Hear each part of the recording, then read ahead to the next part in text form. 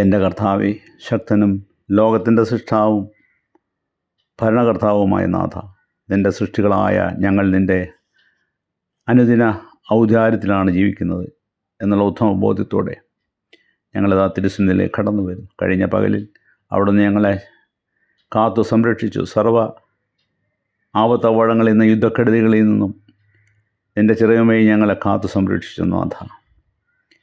എൻ്റെ കരുണാപൂരിതമായ ക്ഷമ ഞങ്ങളുടെ തെറ്റുകൾക്ക് വേണ്ടി യാചിക്കുന്നു.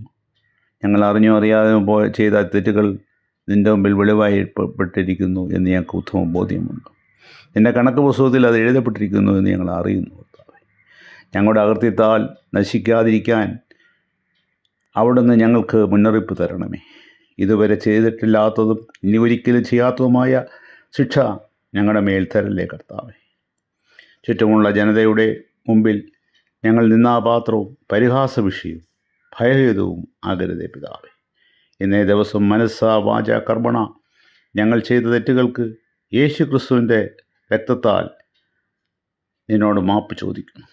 ഞങ്ങളുടെ മനസ്സ് എന്നും ചൈതന്യപൂരിതവും സംതൃപ്തിയുമായിട്ട് ഇരിക്കാനായി ഞങ്ങൾ പ്രാർത്ഥിച്ച് അപേക്ഷിക്കുന്നു. ഈ രാത്രി ദൈവമേ, അവിടെയുമായിട്ടുള്ള അനുരഞ്ജനത്താൽ ഞങ്ങളുടെ ഉള്ളിൽ നിത്യമായ ശാന്തി സമാധാനം ഈ രാത്രി വസിക്കാൻ ഇടയാകണമേ. യേശു ക്രിസ്തുവിൻ്റെ നാമത്തിൽ തന്നെ ആമേൻ. ഈ ജീവിതം തന്നതിനായിരമായിരം നന്ദി കർത്താവേ. പാടി സ്തുതിക്കാം, എനിക്കായുസ്സു നൽകി നീ കോടാനുകോടി സ്തോത്രം കർത്താവേ.